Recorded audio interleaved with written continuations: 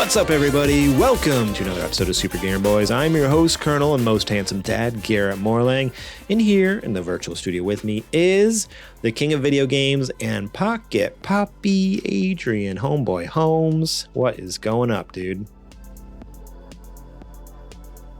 Oh no, I can't hear you. Are you muted? Can you hear me now? Ah, there he is. Kept you waiting, huh? Kept you waiting, huh? Oh man. I was saying, what's going up, my guy? Another week, another Monday in the can. Which actually, this Monday was pretty smooth. Not gonna lie, it's been one of the better Mondays. I don't know what's been going on, what they're putting in this Monday stew, but it's a good batch. All right, how about yourself? All right, that's good. I'm doing pretty good. Yeah, today was a Monday, but like not a bad one. Like I think I'm right there with you. Yeah, it wasn't a great Monday. I don't know. It was just a weird day. I saw my wife after I got home from work. I was like, I got a lot of work done, and it was a good day overall, I guess. But it was just a weird day. Like, I don't know, all day. I'm just at a weird phase. Like it had an energy about it? I guess, yeah, there's just a weird vibe about it. But I guess I'm at a weird point in my work now. I also realized too, as talking to her, I was like, oh, I'm finally at a point where like no one's training me anymore. No one's really even checking in. Like, I'm just doing things. You've made it. And so I didn't really interact with a ton of people today. I was just like in my office and getting stuff done. Or this morning we were like working the freezers again. And like, I don't know, it was just weird because I got a ton done. And I'm like, oh, like I don't need to actually, no one's holding my hand anymore, and that's fine. But it's also like I was so used to like constantly like checking in and having conversations, doing this, that, and the other thing, and now I just feel like, it's every few days I might check in or talk to someone. Like it's just kind of weird. Dude, that's the best part. You do your job and you go home. What do you mean? I don't know. It just feels weird because it hasn't been the case, since starting there. So it's just the beginning of like a new era already at my job. 3 months in, I hit my 90 days last week, so I can finally get benefits. That's great. Yeah, hey, congratulations. We love to hear it. That sick pay at PTO. Yeah, it was a good day. Good. Yeah. I was trying to think. There's something over the weekend that we did. I wanted to say. No, I can't remember. So, because it doesn't matter. There you go. I mean, it does. You're on the spot right now. Hey, it's like old man dad brain. And I'm not even old, but like I was going to say, you have no idea. You let me know. My memory has gotten so bad like in the last few months. I don't know what it is. I feel like I just can't remember things at all. Like, I'm good at like the short-term memory. Or even like give me like a good day or two, but I don't know, it goes too long and my brain is just like forget like a couple days and I'm already like, yeah, no, I can't remember anything I did over the weekend. I remember there was something I thought I wanted to talk about, but that's about it. So that's I'm the same way. I can tell you something that happened 10 years ago, but if you ask me what happened, do you remember what I just told you a couple hours ago? About what? Remember about what? It's like, gone. What are you talking about? But speaking of old man brain, you tell me the next time when you go into when's the last time you went into a room, looked around and said, what did I come in here for? Oh, all the time. That's a typical thing for me. I 100%. I walk into rooms all the time and I'm like, can't remember what I was going to do. But it's always, fortunately, again, my brain catches up fast enough where it's like, as I'm leaving the room, 9 times out of 10, it comes back to me. I'm like, oh, that's what it was. That happens to me a lot. See, you're lucky. I'm all the way at the other side of the house, or like already left the house. And then I remembered, I forgot X, Y, or Z. Every time. No, that happens quite a bit. Especially at my the worst is at my new job, because where my main office is and where I do most of my work is kind of 2 different locations that are about like 10-15 minute drive apart. Mm-hmm. And so like I'll drive over the other place and I'll remember to do like 4 things on my checklist but there's like 2 or 3 more things that I just totally forgot. And then I had to like drive back over to do them again. And there was one day where I literally went over like 3 or 4 times throughout the day. I'm like, I'm so sick and tired of this. Like, and people are like, looking at you like, what is he doing? Like, why does he keep showing up here again? I'm like, I just can't remember. I just really like being here. I'm sorry. I don't know what to tell you. Oh, man. But that's how it goes. That's what getting older is all about. You can say that again. Why, did you forget what I just said? They want me to say it again? Is that what it is? Relax. It's not that bad. You know what I mean? I'm like a good PlayStation. I can record the last 15 minutes, and that's about all you get. Oh, that's great. I do want to give a little update. I know last week I was talking some trash about Jeremy because he tried to out me on the show, told me he was going to call me and never did. You know what? He did reach out. He did end up reaching out. And then I felt really bad. I felt really bad when I had to say, good. I'm sorry. I can't. I'm not available. But he asked me, okay. But he also, I'm not going to let him off the hook. I hope he listens to this. How? I'm not letting him off the hook, though, because he also asked me, like, literally the night before. I'm like, he does that a lot. I have too many responsibilities in my life. I can't you can't do that to me. Like 10 years ago, you could have, like 10 minutes before the show, texted me and been like, hey, can you jump by? I would have said, yeah, 100%. Yeah, dude, of course. But nowadays, I need like 5 days advance. 2 at weeks. Least. I need like a week. You got to give me some time. I got to look and make sure there's no doctor's appointments, no this, no that, no shopping trip. Nothing. So I apologize. He did reach out to me, but then also, come on, dude. You got to give me a little more leave because I want to do stuff with him, but I can't if he's going to do me like that. But that's fair. It was for a cool episode that apparently you were on. I didn't realize you were going to be on it. I think. Oh, absolutely! It's one of the greatest consoles of all time. I had to be there. So here we are. It's 2 weeks in a row we're shilling for Super NPC Radio. So you're welcome. We'll send you the bill. Yeah, don't worry. No, trust me. It's already been it's being itemized. Don't you worry about that. I'm headed Connor or Jeremy and then headed straight to Connor's door. Absolutely. Getting bills for us shilling for their Patreon on the show. Hey, you're welcome. If you sign up to your Patreon for this month is our Patreon now. Actually, if you sign up for their Patreon, you have to comment and let them know that we sent you, and then they got to. There you go. Pay us back for it. No, but it was they did a Space Solace for the PSP, which is fantastic. If you never watched or listened to any of their Space Solace series, go check them out. They've done it with like almost all the consoles. I don't know how they keep finding new consoles. At this point, I would have thought they've done them all, but I don't know why I keep going to space with them. That's the real question. Who's the bigger dummy? Them for going back to space over and over again, or me for going with them? I know, you got to stop that, dude. You got to stop going to space. It always goes south. Right. But yeah, I got to talk about the good old PSP. I think it's only available on their Patreon feed, so go check it out. It's a good one. All right, I guess we should talk about our show and convince people to support us and stuff. If we must. Can we just join their network and then we can get paid?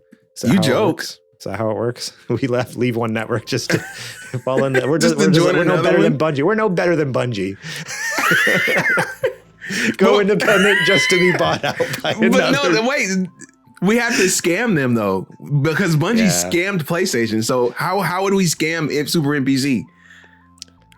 Because this is literally all we have. Like we can't posture ourselves as something else. They know our product already, so they would know if something was off. So we can't scam them that way.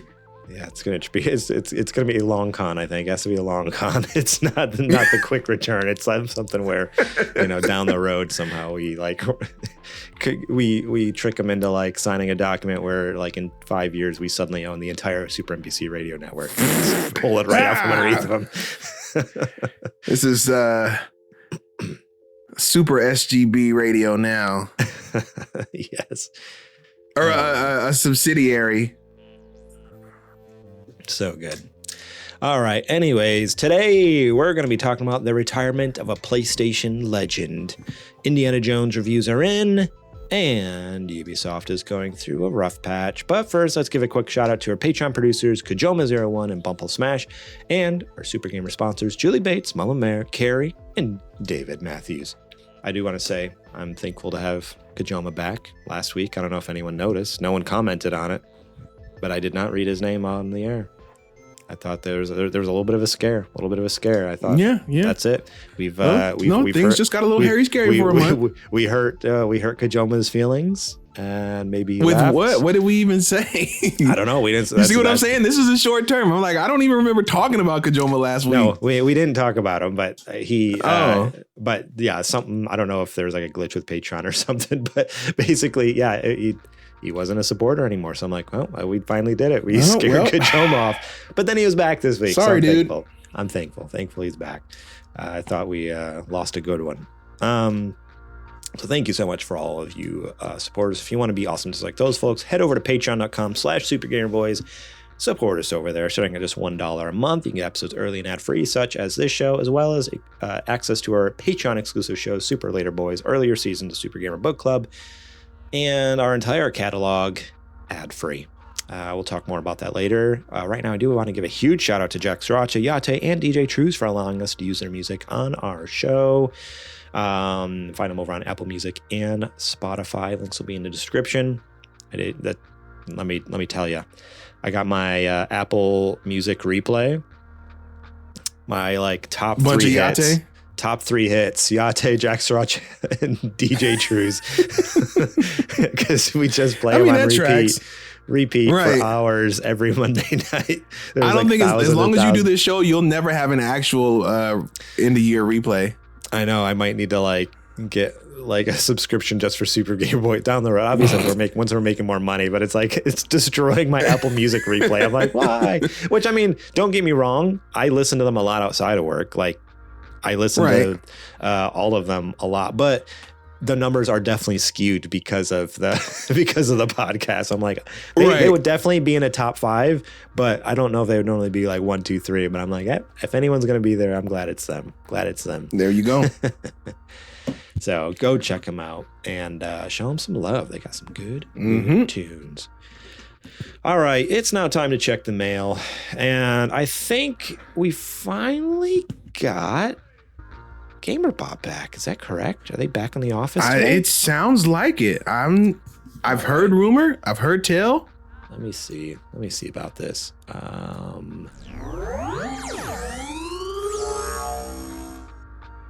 Hey fellas, maybe look at which wires you use so I don't have to update my software over dial-up again, okay? That took months. Wait, they've been doing an update for months?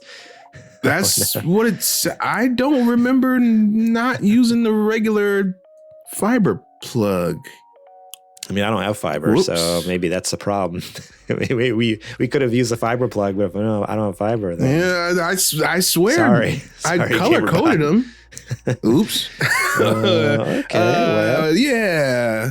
Let's just go to the question, please. Yeah. All right. Do you mind giving us that question from Crimson, please? Crimson asks, does high praise for a game turn you away from playing it? Basically, do you guys only like a game before it's cool? Okay. That's an interesting question. Crimson does elaborate here. I avoided Final Fantasy VII for years because of how much it's considered one of the best games of all time. Undertale is also another one of those games I've avoided playing. However, after last week's podcast, I've finally started playing it after buying it years ago, and I'm enjoying my time with it so far. That's good. I'm glad. That's great. Is there... hang on one second. There's a million billion police cars driving by outside. Oh, they finally found you. They finally found you. Oh, shoot. Imagine getting swatted. It was you. You are the United Healthcare suspect. No. Yeah. They found me. Anyways, does high praise or overwhelmingly positive reception of a game sometimes turn you away from playing it? No, not particularly. How so? For me, Well, this is gonna sound so petty. If it's a type of game I like, then no. Like I don't. It could be good, bad, whatever. If I'm gonna like it, I'm gonna like it. But if it's a game genre that generally I don't like, and I hear people are really liking it, I might crap on it more for sure. Like I think of like just before the show we were talking about Marvel Rivals and I was trash talking it only because I just don't like that style. I'm like, I'm having a ball. I don't like that style of game, like the hero shooter thing at all. Like it drives me crazy. Like I just think it's so pointless. But then it's like, have you played it? Like, no, I haven't played it. But it, like just because other people are enjoying it and it's a genre I assume I'm not gonna like, I'm just like, no, I'm not gonna play. You can't make me. It's garbage. I'm not. So yeah, it depends. I can be salty sometimes and just be, an a-hole about it and be like, no. But I think in general, no, that doesn't sway me from playing it. Like, High praise doesn't turn me away. I think there's levels to high praise, and I think there's like where you can do a little bit too much. Like a good example that I have, and I have not played it yet, it is on my list to play, is Disco Elysium. Disco Elysium, everybody talks about the writing in that game as if it were like humans discovering writing and emotion for the first time. Hang on. I'm sorry. I love how I was just talking about Kojima, just talking about Marvel Rivals, and I just got a Steam ping that he's online playing Marvel Rivals right now. The man's got taste. What do you want from him? What do you want from him? Anyways, go on. Yes, Disco Elysium that's definitely one that I've heard so much good stuff about. Right. Especially, but like people are like, oh my God, this is like just no human has ever. And I'm like, and I look at the writers and I'm like, there's no way these guys are that good, like that smart. Like you're telling me nobody's ever written on this level before? No one ever. Right. And I'm not saying that like I mean it, but like that's my toxic like inner monologue reactionary thought to it. Mm-hmm. But that feels like that's the way that people are talking about this game. No, it's and true. I don't know. I get that, especially coming from if it can live up to it. Yeah, because I mean, it's literally, I think it's the only game this person's ever made. So it just seems wild, like this random indie developer like wrote this. But then you think of like Undertale and some of these things. You're like, okay, like fair. They put out this one game and it's just like this banger. It's like, okay, it could be, it very well could be. Yeah. But it just seems unlikely. But I don't know. Yeah, you are right. Like a lot of people rant and rave about how incredible that game is. It's like, is it? Could it possibly be? It always could. Yeah. I think another big red flag for me is when there's like, and you can see it. You see it online a lot. You see it online a lot where there's like, I don't know, a good chunk of reviews are highly praising something. Mm-hmm. And it's all it's like the IGN and the GameSpots and the this, that, and the other thing. But then like more individual like reviews come out, like people you just follow on Twitter that you trust and like the Instagram reels and stuff. And then they're generally like lower scores. That's always a red flag for me. I was like, wait, why is it like 9s, 8s and 9s, or like really even, oh wow, they gave it a 5 out of 5, I gave it a 10, what? And then like, when you hear like real people playing it and it's like, it's not good. It's this like, ain't oh it, no, Chief. like that scares me too. Cause I'm like, who do I trust at this point? Cause a lot of times, all right, I can, for the most part, kind of in general trust to a certain extent, IGN and GameSpot, some of these reviews, within a certain margin, there's some wiggle room there. But when it's so drastic where it's like 8s, 9s, maybe even 10s, and then all of a sudden but everyone else is giving it like 5, 6. I'm like, oof, where's the disconnect happening here? Like, what is going on? That always worries me too. That's a fair assessment. You look at a Metacritic score and you're like, why is that such a good Metacritic? But then like you hear these individual like reviews and this sucks, like, this sucks. I was like, oh man, this is not good. Which doesn't happen often. But like, and even off the top of my head, I can't think of a specific example, but I have seen that like a couple of times, maybe just like a handful of times. And it's always like, this is tricky. Like I've seen the reverse. I don't know what to do. Where everyone says it's bad and it's good. Well, no, where everyone says it's good and then one person says it's bad. That just happened with Brothership, Mario and Luigi. Oh. Everybody was like, "Oh, this game rips, this game rips," and then IGN gave it a 5. Yeah, what the heck was that? What are you talking about? What are you talking? There's no way that game is objectively that bad. Like, stop it. Yeah, that's like you need to look up who that reviewer was and just like always mentally note in the like, all right, whenever I see the review, like take it with a huge grain of salt. Make sure it's not an RPG when you see their name. If it's an RPG and they're writing it, skip it. Oh man. But no, those games have never been anything I'd say less than a 7. So for you to say a 5, like, no way. That's we must not be playing the same game because it hadn't been a 5 to me at all. So, yeah. So I think in general, no, it doesn't. Right, that's good. To put a nice bow on our answer to Crimson. No, I don't think it really scares us away in general. Nope. If anything, honestly, like especially something like Final Fantasy VII or whatever, like. I start getting FOMO. I'm like, I need to play this, some of these games. Like, especially like there's a lot of games that I grew up around, they're like 25, 30 years old now and I haven't played them. So I have this FOMO. I'm like, which is wild to have FOMO over a 30-year game, but I do. Cause it's like a lot of my friends, like you, it's a hallmark. The Super NPC, like, it's like, they all have these like connections, these old games that like I missed out on. And it's like, man, these are like cultural touchstones and like, yeah, like Hallmark, like these are like big tentpole games, and it's like this totally just missing in my kind of gaming lexicon in my brain because I just never touched it. But you fix them sometimes, right? Like we just not recently, but like Chrono Trigger, you've played for the first time and you understand why everybody likes it so much. Yeah, I mean, I love that game. That game was great. Yeah. Right. Even Super Mario World, I'd never fully completed it. Like I had played it a lot as a kid, but never finished it because I was bad at video games. Excellent. So, like, finally beating it, I'm like, oh, okay, like, yeah, this game is great. It's, I can see that was one of those instances where I'm like, I still love it.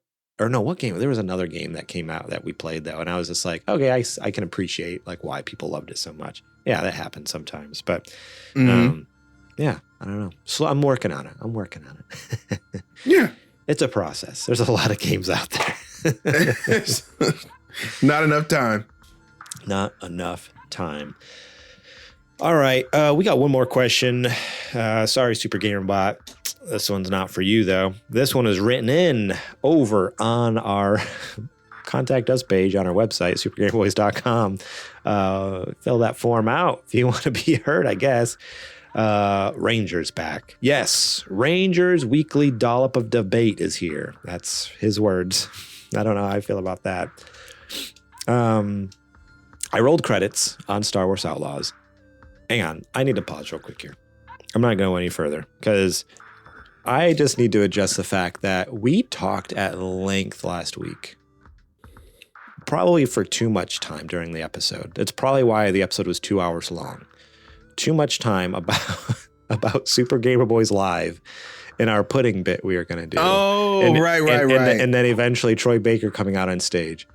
And I just love that we did that. We talked for way too long about that, and we didn't get a single comment. Not one person's like, "This is weird." Which is crazy. Like I love how everyone's just like, "Yeah, that's fine. That's normal." That's what I was gonna say. It makes me question now because it's like, is that on brand for us? Like is that what people expect from us now? Like people just think, what's going on? Like, all right. I felt like we're usually generally pretty down to earth. That was a pretty right. Like, I feel like I'm pretty put together, pretty buttoned up. But I love how there wasn't a single peep in a YouTube comment, in a social media comment, on our Discord, anywhere. Right. No one said anything about apparently we're maniacs and we didn't even know it. Oh no. I just thought that was so funny. Ugh. The reason I had to bring it up because we jumped into that from Ranger's letter last week when he brought up the pudding thing. So just got to touch back there. How I guess I just need confirmation. Could our listeners, someone like confirm, like, are we crazy or not? Or like, is that if that was on brand, then I'm going to take that as, yeah, we're crazy. If that was like, all right, no, that was a little weird, then all right, that'd make me feel better. I don't know. Give us some clarity. I just thought that was hilarious. Anyways, Ranger here. I rolled credits on Star Wars Outlaws, and I'm quite surprised at how dedicated Ubisoft has been to updating and improving the game since launch.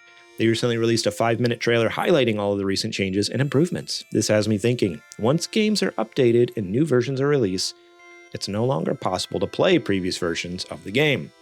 I understand most, if not all, changes are made to sand the rough edges and smooth out the game experience, but I can't help but wonder. And my question for the week are, excuse me, have you boys ever encountered a situation where a game was updated and you preferred the previous version to play, only to realize that that version of the game was dead and buried? Or perhaps Yes. changes were made to a game that you found undesirable. I haven't played the quote-unquote update to Star Wars Outlaws, but the internet says the changes are for the better and are really good.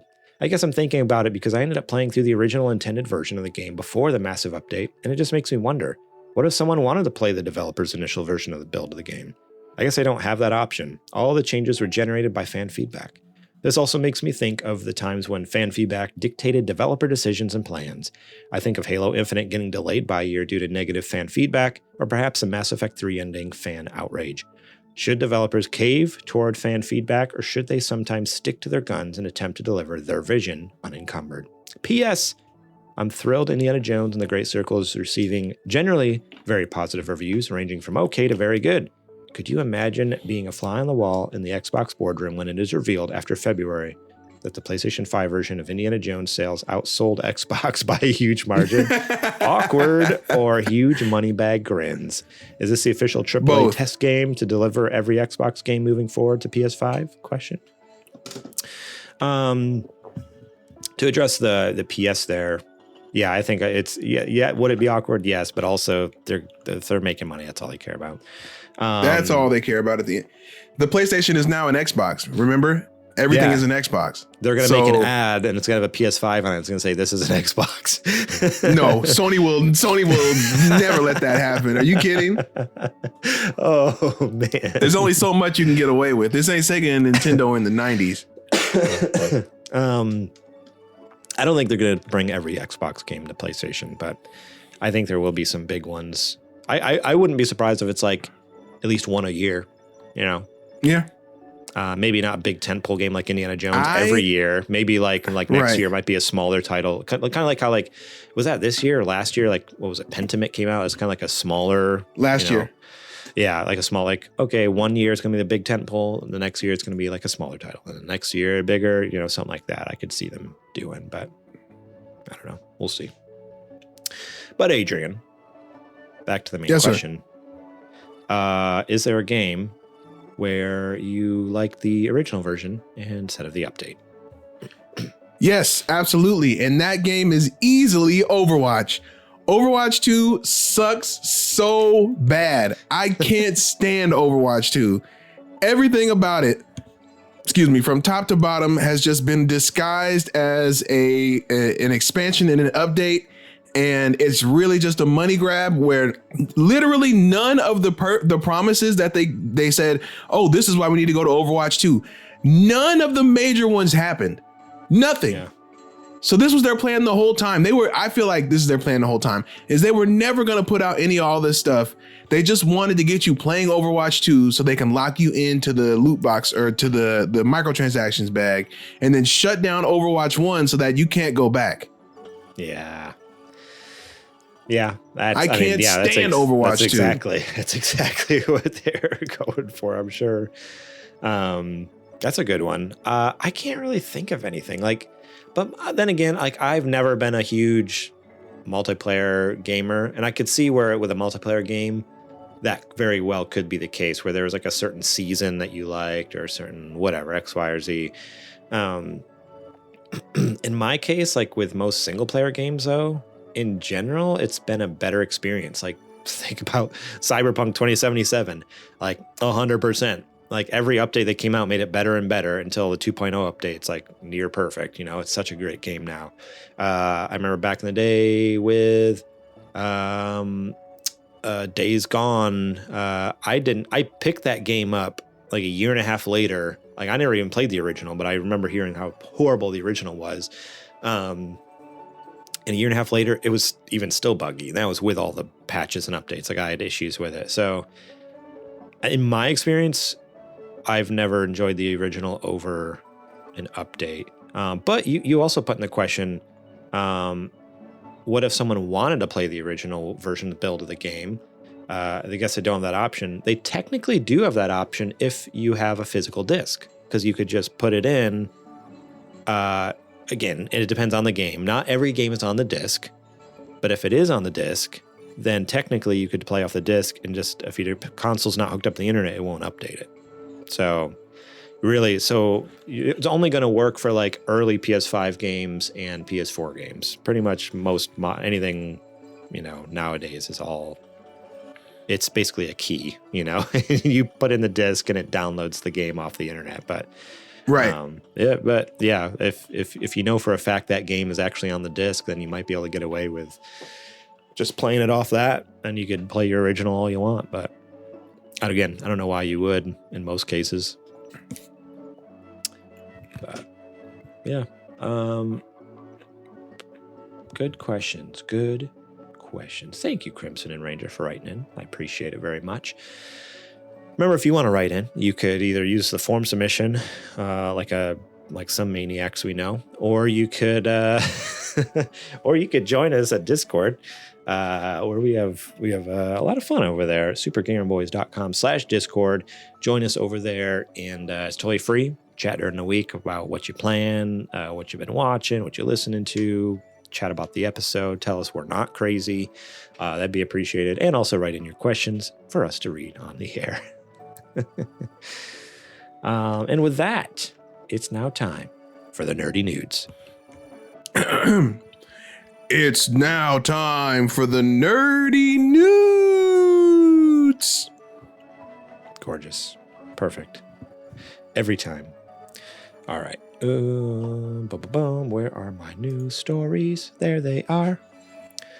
All right, hang on. I'm gonna take a sip of tea. I need a little caffeine.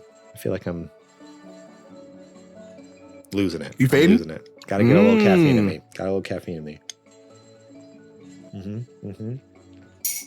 Have you ever heard of green tea chai? I'd never heard of that before. Yeah. I should they mixed them both together? Yeah. Wild, right? It's surprisingly good. That doesn't sound too good. It's surprisingly good. Okay. I love it. I've been drinking it for a while now. It was like someone gave it to my wife as a gift, and she didn't really enjoy it. I think they gave it to her because they didn't enjoy it. They didn't really like it. And she didn't really like it. But I started drinking. I'm like, yeah, I'll give it a shot. I like green tea and I like chai. Why not? Mm-hmm. It's really surprisingly good because it has like a lighter. This is like a lighter chai. I don't know, because I feel like chai in general can be very heavy, especially if you add like cream into it. Yeah, I usually don't get that crazy, but yeah, it can be like a little heavier just with the flavors, like more earthy. Where I like that. I mean, green tea is earthy, but it's like a brighter, lighter kind of earthy flavor to it. So I enjoy it. Anyways, back to video games. This story comes to us from gamesindustry.biz, written by Christopher Dring, PlayStation veteran Shuhei Yoshida, to retire in January. Shuhei Yoshida will retire from Sony Interactive Entertainment on January 15th next year. Yoshida has held numerous leadership roles at PlayStation since he joined the team in 1993, the year I was born.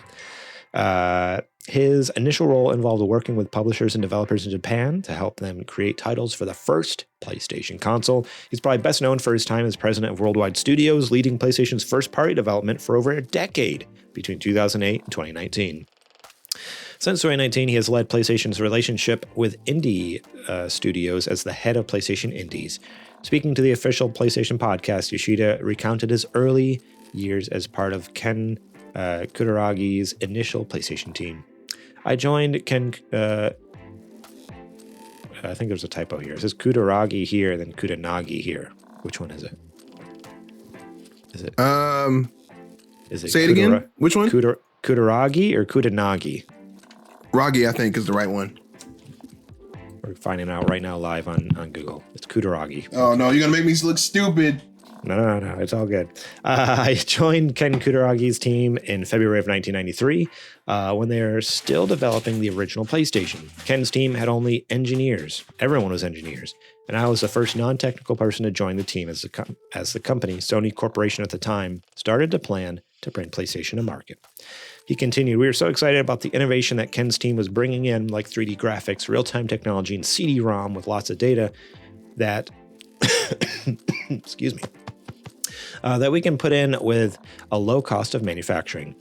And so we had really high hopes, high ambitions. However, we were not known in the video game industry. And there were other electronic companies, big companies, that tried to enter the video game industry and, didn't do so well. So at the beginning, before the launch of PlayStation, I think we were not taken very seriously from the industry, to be honest. He describes his current job of working with indies as his dream job, and his fondest memory was when one such small game, Journey, was named Game of the Year at the DICE Summit in 2013. The whole audience stood up, and the whole room was filled with happiness and an amazing feeling that this small game could have such a big impact on people's lives, he said. That's it. That's the end of the article, but what an incredible career spanning like 30 plus years. 30 after 31 years. Absolutely insane. So congrats to Shuhei for such a long and legendary career. Like, he's had his hand on so much of the good in PlayStation. Honestly, he's probably brushed up against or touched in some way, his indie initiative is always he's always been indie forward in anything he's done, which is so incredible.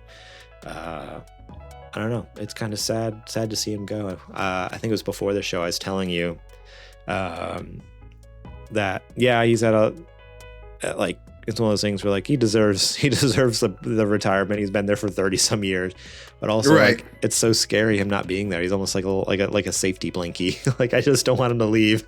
It's so scary. Oh no, what's gonna happen when he leaves? PlayStation is gonna fall apart. But. Well, we were talking about it, and it's interesting because with Shuhei, when he goes, that's one of the last full-on pieces of PlayStation lore and history gone, right? I don't think anybody who's worked on the original PlayStation, as far as higher ranking things, still even exist outside of what? Oh no, I was just unmuting my mic. Oh, I wasn't stopping you. I'm sorry. Oh, sorry. No, I'm just saying that he's done a lot. He's done a whole lot, and he's gonna be sorely missed. He is taking the last embers of the spirit of PlayStation with him. So, and also it doesn't sound like he's going to. Actually full on retire anytime soon, because he mentioned that he still wants to be in the space, but just not with Sony. So it's interesting to see where he might want to go. I mean, hopefully I don't know, that'd be cool if he kind of what if he started or joined a little indie studio or something, or created a little indie collaborative kind of thing where a bunch of indie developers come together to form a I don't know, conglomerate, kind of little quote unquote studio or something. A bunch of studios come together to make one big company. I don't know. That'd be kind of cool. I could see him running something like that. Or heck, go work for who am I thinking of? Like Devolver Digital or like with Wholesome and like promoting stuff or I don't know. I am or Nintendo. Like, yeah. Indie World. That's true. They still have their own initiative. I think that as awesome as it would be, like, because I know they have an indie initiative, but I think it'd be kind of bizarre if he swapped over to Xbox and then started doing like the ID of Xbox stuff. How or you insane open would up a that Nintendo be? Direct and Shuhei standing there. Yeah. Like an Indie World Direct. You get an Indie World or you get like an ID at Xbox, like any of like the the two other like competitors. It's like, oh my gosh, that would be wild. But I think I would probably like just feel uneasy if that happened. That's why I almost would. I think. I don't know. I feel like he would lean more towards like working with like a third party type thing. I don't know if he would go with another first party company. That'd be wild. I don't know. He doesn't seem like the guy to just do things for money, I guess is what I'm trying to get across. Maybe he is. Maybe I'm wrong. Well, no, since he spent 30 years at PlayStation, yeah, he's not a guy to do things for the money. But yeah, I don't know. It's crazy. It'll be interesting to hear and see what he does next. But sad it's not going to be a PlayStation anymore. It's been an incredible part of that history. Mm-hmm. All right, they should have gave him an Astrobot. Oh, dude. I mean, they still could. Yeah. This next news story comes to us from Samuel Tolbert over at Windows Central. Indiana Jones and the Great Circle Reviews and Metacritic Roundup. Here's what critics think of this Xbox and Machine Games adventure. The reviews are piling in for Indiana Jones and the Great Circle, the latest game from the teams across Swedish developer Machine Games and the publishing office at Bethesda Softworks, all under the greater Xbox umbrella. Overall, people seem to like it. At the time I'm writing this, Indiana Jones and the Great Circle has they say an 86, but I'll look it up for you live so you know exactly. It's at an 87. Across 56 reviews, which marks a high degree of praise across a decent number of outlets. There's a fair number of 10s mixed in with dozens of 9s and 8s, though, as always, there's a few outliers. I've highlighted a few of the outlets and their reviews below. Games Radar gave it a 10 out of 10. Indiana Jones and the Great Circle is utterly enthralling. Small grievances don't detract from what is undoubtedly one of the best, most singular adventures that I've played in recent years. If anything, there's a clear roadmap for improvements and iterations should Machine Games follow through with a deserved sequel. I'm left with the impression that the studio took some big swings here, from the immersive first-person perspective to the complexity of its sandbox spaces, and they all connected. So right off the bat, I'm already kind of struggling with this review because I love how they give it a 10 out of 10, but then they go on to talk about how there's so many things that can be fixed in a sequel. It's like, okay, that sounds like 9 out of 10 territory to me, right? I mean, it could be an emotional 10. I guess so. I guess maybe that's what she's banking on. Without reading the full review, I'm not really sure what they're going with there, but that just kind of sounds funny to me. Like when they're like 10 out of 10. But there's lots of small things that are kind of annoying, and if they do a sequel, at least they have a clear roadmap of what they can do to fix them. Like, all right, well, maybe it's a 9 out of 10 then, 9.5 out of 10 even. I don't know. Inverse give it a 9 out of 10. After decades of inspiring countless video game characters across generations, it's great to see Indiana Jones make such a triumphant return to the medium. Machine Games thankfully avoided modernizing the character with Uncharted-inspired action scenes, opting instead to create the ultimate Indiana Jones simulator. And by staying doggedly true to the hallowed source material, the Great Circle creates something wholly unique in today's AAA gaming landscape. Paired with its impeccable direction and presentation, the Great Circle is every bit an authentic entry in the legendary character's greater mythos. It's funny that they picked a lot of reviews from places that I'm not super familiar with. Oh, here's Digital Trends gave it an 8 out of 10. Despite working with a more family-friendly property with less blood and guts, Machine Games, that is funny. Machine Games is kind of known for like the Wolfenstein stuff, and then they go like kind of more straight-laced, cleaned up. Machine Games' latest still has all its teeth in place. A globe-trotting action-adventure romp becomes a slapstick comedy about outsmarting fascism rather than outgunning it. And then I'll read this final one. I'm not familiar with pure Xbox, but they gave it a 6 out of 10. Well, that's interesting. Ever since we caught wind of Machine Games making an Indiana Jones title, we've been very excited about the prospect, but ultimately we're a little disappointed in the final product. The overall experience isn't bad, and it successfully sells the Indiana Jones fantasy, but the gameplay elements here just don't match up with the vibe of a fun-time indie adventure. The pacing is all out of whack, the open stealth-driven levels don't work in the context of an Indiana Jones romp, and the game just feels at odds with itself overall.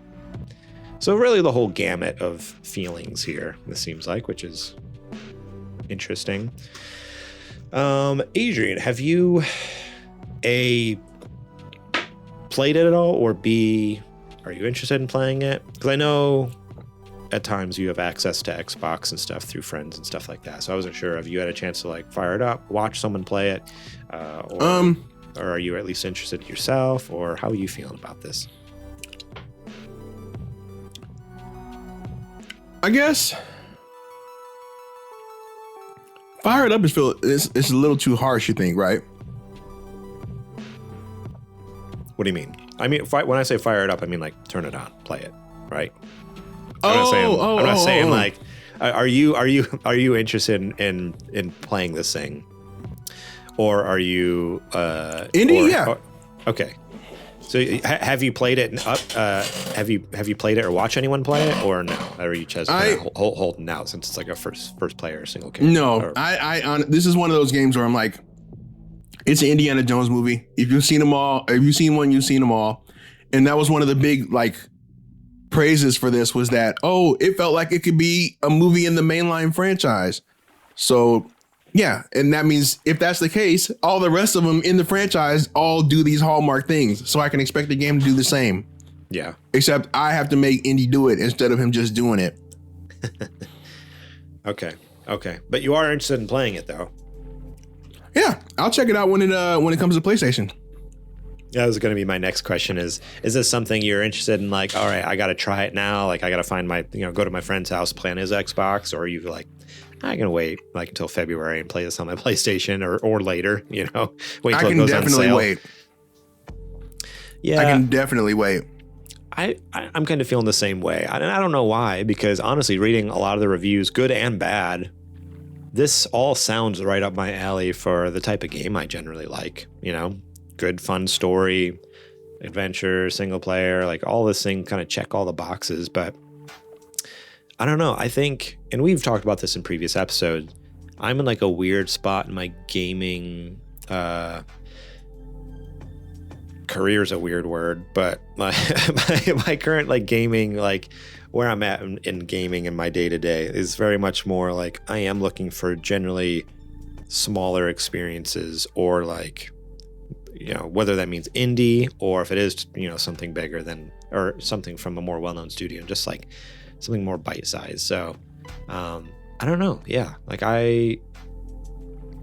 this is one, like I might buy like a year from now if it's on sale, like next Black Friday, if it happens to be on sale. That's a good idea.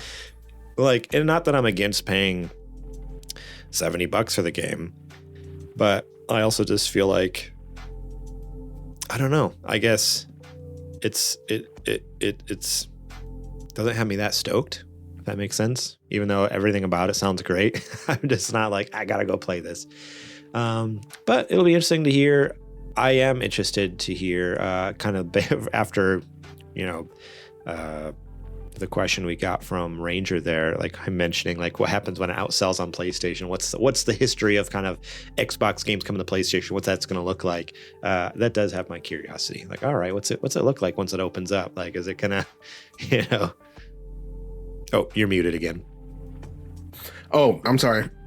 I was gonna say, I mean, they just told us right recently. They're like, oh, this is an Xbox. This is an Xbox. This is not an Xbox. This is an Xbox. They're already gearing people up for that. So we know what it is.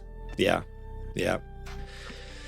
But this is one that I'm kind of like, interested in, but I don't know if I'll pick it up anytime soon. I don't know. We'll see.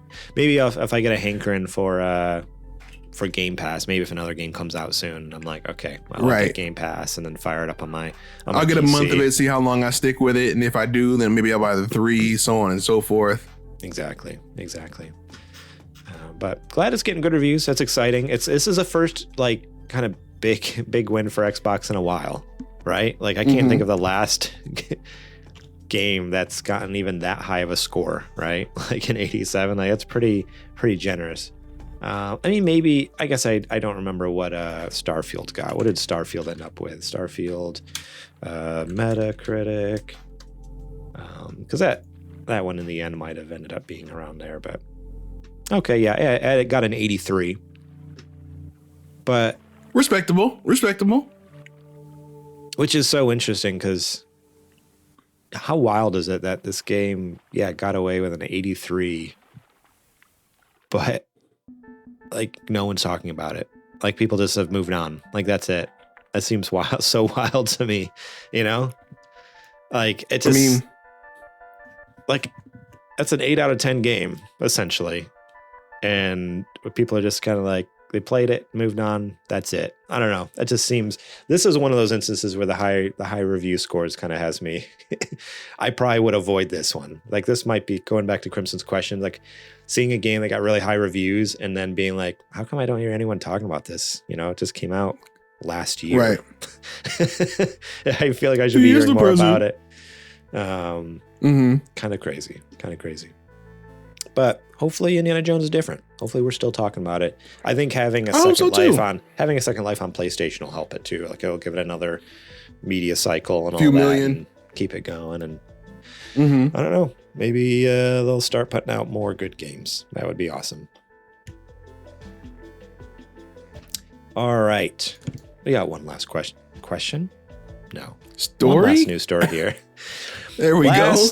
Last news story. This story comes to us from Wesley Yinpool over at IGN. Days after shutting XDefiant and laying off hundreds of staff, Ubisoft is reportedly considering how to structure a Tencent buyout without the Guillemot family losing control. I don't know how they're going to manage that. It's not really how a buyout works. Literal insanity. Good luck. Good luck. You're going to need it. Ubisoft's share price skyrocketed today amid intensifying rumors that Chinese megacorp Tencent is engaged in buyout talks.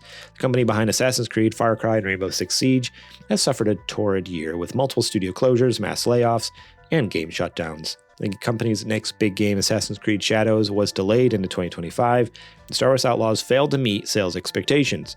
According to Reuters, Ubisoft shareholders are considering how to structure a possible buyout of the French company without reducing the founding Guillemot family's control.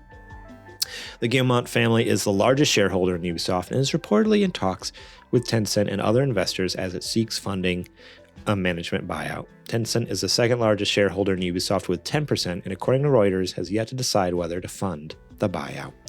Reuters said Tencent's indecision is partly because it has asked for a greater say on future board decisions, including cash flow distribution in return for financing the deal. Apparently, the Guillemot family has yet to agree to those terms, but Tencent's willing to wait for them to come around. There's more stuff to the article. It's we don't need to talk about, but what a wild state the Ubisoft is in. I don't have much to say about this, but I think what blows my mind the most is Ubisoft back in the day. That was one of those like studios that when they put out a game, it was like the Nintendo Gold Seal. You knew it was good. Right. It was like every game was a banger. Time. Every game was incredible. Every game was fun. They had a game for everyone. Whether it was Far Cry, whether it was Rainbow Six, whether it was Splinter Cell, whether it was, X, Y, or Z. Every game was Rayman Raving Rabbids, bangers, banger after banger. Yeah, of course. They're the best game they ever made, Rayman Raving Rabbids,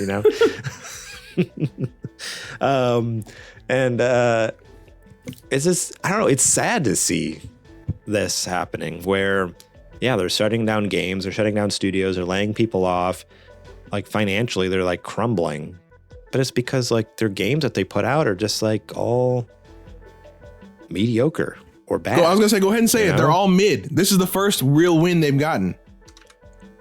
Well, yeah, that's the thing though. Like Star Wars Outlaws, what is like to a lot of people seemed like a win, but even they're saying like it didn't expect how they wanted it to, so it's still not even a win. Like they're still losing. I don't know. It just seems so crazy to me. I don't know. And then for them to think like, oh yeah, and we're gonna in order to like, I don't know, get ourselves out of this mess, we're gonna sell the company, but we still want control. Where have you ever heard that being done? Ever? I'm trying to figure out, like, obviously, I mean, now that we have context, the context of like, okay, Tencent owns 10%. That's ironic. The name Tencent, 10%. They own 10% of the company. I don't know how much the Guillemot family holds. So it's like, okay, I understand, like, they could give them, like 40% or 45%, and then the Guillemot family hold 55%, and technically Guillemot family would still be in control. Right. Like, that's technically how it works. But I don't know. When I hear the word buyout, though, I assume it's a larger percentage than just that. So like when they're using the words buyout, like that just sounds very like intense. Like, oh no, like they're in dire straits and they want to sell off a big chunk of the company, but somehow retain like the rights as if they still hold, Guillemots have majority. I'm like, that's, I don't know anyone who would be okay with that. I don't think anyone would be okay with that. But I don't know. I hope they can figure it out. And honestly, only because I just hope one day Ubisoft can turn it around. Like, I don't know where they went wrong, but I don't know. I just hope one day they can figure it out. Far Cry, and every game being like Far Cry. Yeah, I guess you're right. It's kind of like once they just started making all the same game, every game's the same, just with a different skin. Yep. Oh well, one day maybe they'll be back or not. Although this dispute and stronger than ever the earth under Tencent rules. Yep, we'll see. We will see. All righty, well, that is it for our news stories this week. Short and sweet for you. Now it's time for our Patreon ad. Roll them.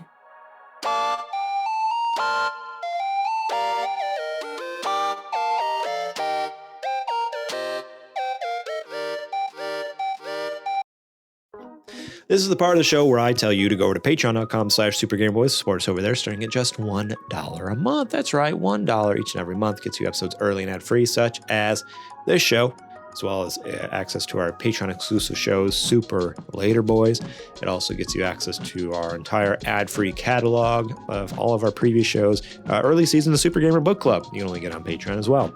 So think about supporting us there. $1 a month gets you a lot of content if that's the type of thing you're into. Us talking about video games, whether it's the news, whether it's Super Gamer Book Club, where we actually focus in and talk about just one game that we played over the month, or if it's we have our D&D show. We listen to that ad free over there.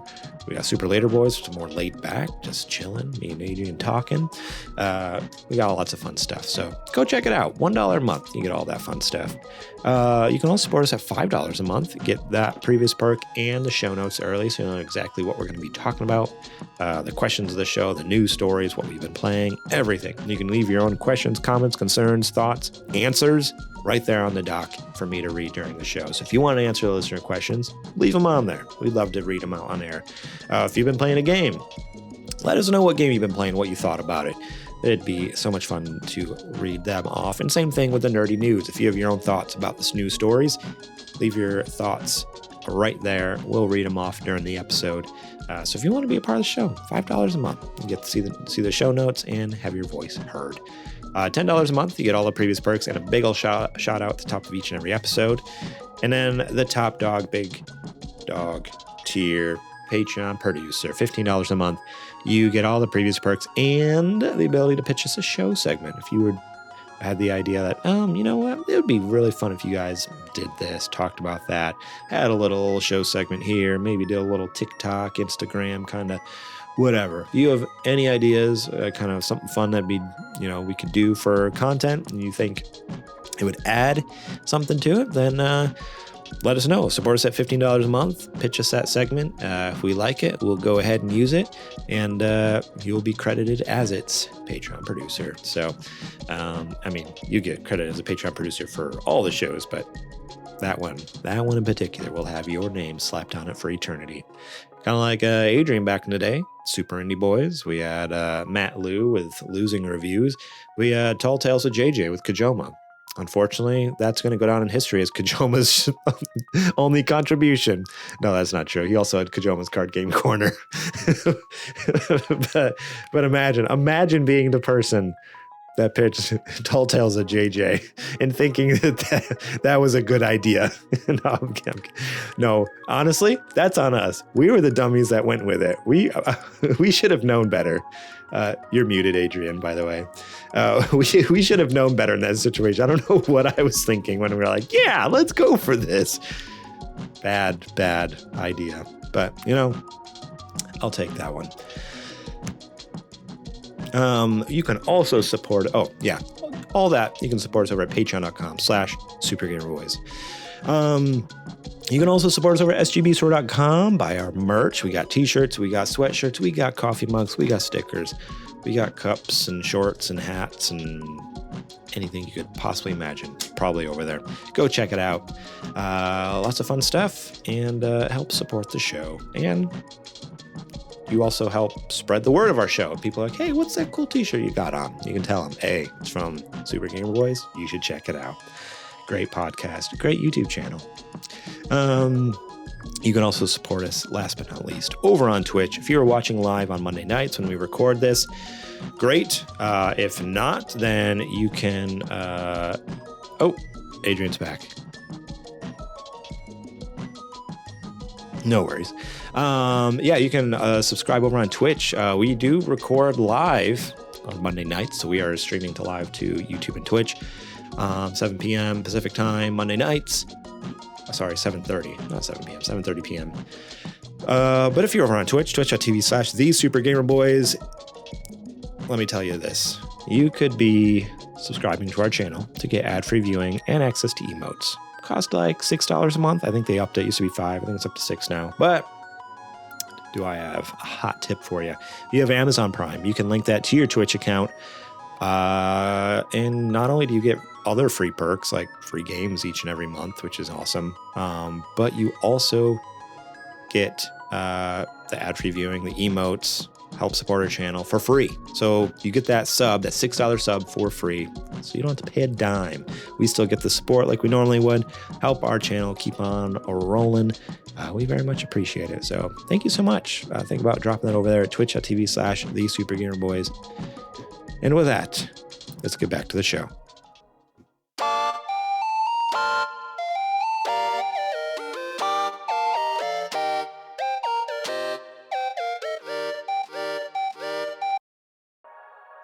All right, Adrian, it's yes, sir. Now that time of the show where I ask you the only thing I've been thinking about all night. It's been on my mind. I haven't been able to stop thinking about it really all week. It's what I think about constantly. I dream about it. I journal about it. All right, let's reel it in. I have a tattoo, actually. I've been meaning to show. I'll take a picture and send it to you later. It probably would break. Well, you can tell me what it says. It'll break the Twitch TOS, so I can't show it on stream unless we want to have our channel shut down. Fair. I'll send you the picture later, though. Just don't share it online because we don't want that swirling around on the internet. Right. But it does say with a big heart and your name in the middle. This is Adrian in the heart, and at the top it says Whatcha. And on the bottom, it says playing. What you playing? Yeah. Actually, it says Whatcha Adrian playing, because if you read it, but that's not how you read it, actually. It's Adrian Hart, what you playing. A little stylistic, poetic license. I see Exactly. Yep. 100%. So, been playing a couple of things, actually. Whoa. Hang on. We gotta pause the show. I know we just came out of ad, but I just gotta say, Ensorcel TV just resubscribe with Prime. Yay! They know what's up. They know a good deal when they see one. Thank you for that sub. You should sub too. Premiere Prime. All right. Adrian, sorry. You were telling me what you're playing. I had to give a shout out. No, of course. I'll never turn down money, I'm not mad at you. Trust me. So I've been going back and forth between a couple of things. So when I'm at home, I've been playing a lot of Brothership, Mario and Luigi Brothership, and been loving that so far. Been a great game so far. I have no idea what IGN is talking about with that 5 out of 10. Wild. But wild. I don't know where they got that score from. I mean, I should go more in depth on the review, but like, it's just, looking just at the score, there's no way that game is a 5. But yeah, I've been having a blast with it. Battle system is amazing. Like it's probably one of the best in the series. Like they've taken lessons from all the other ones and put them together here. And it's still gorgeous. Still has really good animation. Yeah, I'm loving it. And then outside of that, I've actually been playing a little Playdate. Ooh, nice. Yeah, I've been playing this game called Balanced Brew. Okay. It's where you are a young man or young person and you ride a unicycle to get your coffee in the morning. And so you're turning the crank to ride your unicycle, but you can't turn it too fast because the unicycle will get it from up under you or it'll go behind you. And there's always obstacles. So there's like an oil slick where you have to turn it really fast to try to get up enough torque to go past it. And the same thing with like inclines or just, general like hazards in the way. And it gets harder every time. It's easy to just pick up, play it a couple times or do a couple runs and then put right back down like most Playdate games are, which is not a knock. It's actually a preference. Yeah, that's great. But yeah, great game. Fantastic game. That's awesome. And those two are what I've been playing. I might need to pick up my Playdate again. I haven't really touched it in a long time. But now that I have like less and less game time, that might be a nice like little thing I can just like take to work with me. And when I have like my little little 10-minute break or, taking my lunch or whatever, or even when I'm just up in the house and just like, all right, I have a couple minutes to play something, I pop that out. I might need to because it's been hard. It's been hard to find time to play games lately. And so, yeah, that might be a nice little switch up so I can at least get something in there. Yeah, you're right on the nose. Like it's small enough that you can literally take it anywhere with you. Like, why wouldn't you, Yeah. I do want to say, I looked up Mario and Luigi Brothership reviews on Metacritic. I'm surprised at how many 5s and 6s there are. Like IGN weren't the only ones. Like Digital Trends gave it a 5 out of 10. Like, I don't know. I was kind of surprised. Like there's like a lot of GameSpot. I don't know. We must be playing a different. Maybe they played like a pre-release build that had a lot of issues in it. But I've been having a ball. I can only speak for me. So I'm just surprised. I mean, it has overall a 77. So it's still like a generally favorable. Essentially, you round up, it's like an 8 out of 10. It's close. It's close enough at that point. It's basically an 8 out of 10 overall. But it just seems so wild that there's even that many like low ones. It's just so wild to me. Anyways, yes, video games. Yes, sir. Have you asked me what I've been playing yet? I was gonna get ready to. Oh, okay. But you were on your. I got sidetracked. On your on a side quest. Yeah, exactly. You were on your tangent, so I was gonna let you ride it out. But enough about me. What have you been playing, Morlang? I have not been playing anything. Wow. Okay. I played like an hour, maybe. I played about an hour of a game. It's going to shock you all because it's kind of out of the blue. Because I've been into Death Stranding again. I've been into Dragon Quest 3. And then I was like, hey, you know what? Well, I talked about this game last week on the show. And what I remembered is, I was at a quest where it's basically the point of no return. I'm really close to the end. You know, it's one of those things where I'm like, I need to just finish this game up. I need to just clean it up, get it done, get it in my backlog, or get it out of my backlog. And then I can move on. I can finally uninstall it from my freaking computer and my Steam Deck, you know, free up like 100 some gig or whatever. Or enjoy the DLC. We'll see. And that game is Cyberpunk 2077. I picked it up and I only played for, like an hour, maybe an hour and a half or something like that. And I'm already like such a good chunk into it. I'm like, oh yeah, I'm like so close to the end. I can taste it. But it just hasn't worked out. I don't know. It's been hard to find good gaming time lately with how busy work is and life is and all that. But let me tell you, picking up Cyberpunk, according to my save, the last time I played was November of 2023. So it's been over a year since I last played it. Apparently, I thought I'd played it earlier this year. I guess not. But it still felt so good, just like to pick up immediately. I'm like, all right, yep, I'm back into this. I'm loving this world. It looks gorgeous. I'm him again. Absolutely stoked to see how it's going to end up here. I feel like a lot of the game, like they kind of talked it up like it's a RPG, like you're gonna have all these decisions that you can make and stuff like that. Like I remember that in the marketing. And then when the game kind of came out, that wasn't really the case. Like there's kind of decisions you can make, but not really, not too much you can do.